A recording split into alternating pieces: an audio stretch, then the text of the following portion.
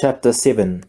Catherine Solomon hurried across the parking lot through the cold rain, wishing she had worn more than jeans and a cashmere sweater. As she neared the building's main entrance, the roar of the giant air purifiers got louder. She barely heard them, her ears still ringing from the phone call she'd just received. That which your brother believes is hidden in DC, it can be found. Catherine found the notion almost impossible to believe. She and the caller still had much to discuss, and had agreed to do so later that evening.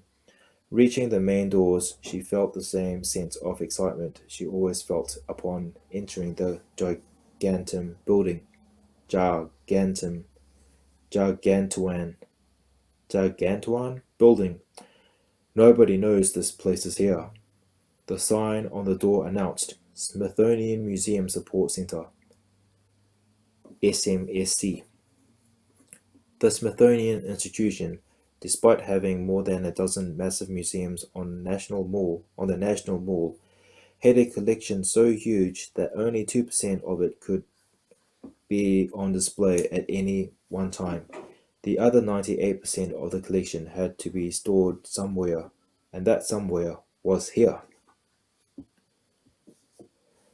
Not surprisingly, this building was home to an astonishingly diverse array of artifacts: giant Buddhas, handwritten codex, poisoned darts from New Guinea, jewel-encrusted knives, a kayak made of baleen.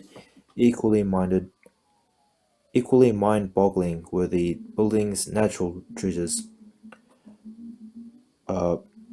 Plesiosaur skeletons, a priceless meteorite collection, a giant squid, and even a collection of elephant skulls brought back from an African safari by Teddy Roosevelt. But none of this was why the Smithsonian secrecy. Peter Solomon had introduced his sister to the SMSC 3 years ago. He had brought her to this place not to behold scientific marvels, but rather to create them. And that was exactly what Catherine had been doing. Deep within this building, in the darkness of the most remote recesses, was a small scientific laboratory unlike any other in the world. The recent breakthrough Catherine had made here in the field of noetic science had ramifications across every discipline, from physics to history to philosophy to religion. Soon everything will change, she thought.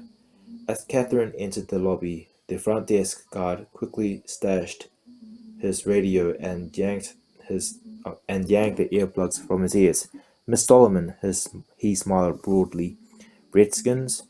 He blushed, looking guilty. Pre-game. She smiled. I won't tell. She walked to the metal detector and emptied her pockets. When she slid her gold Cartier watch from her wrist, she felt the usual pang of sadness. The timepiece had been a gift from her mother for Catherine's 18th birthday. Almost 10 years had now passed since her mother had died violently, passing away in Catherine's arms. So, Miss Solomon, the guard whispered jokingly, are you ever gonna tell anybody that you're... So, Miss Solomon, the guard whispered jokingly, are you ever gonna tell anybody what you're doing back there? She glanced up. Someday, Kyle, not tonight. Come on, he pressed. A secret lab in a secret museum? You must be doing something cool. Miles beyond cool, Catherine thought as she collected her things. The truth was that Catherine was doing science so advanced that it no longer even resembled science. Interesting.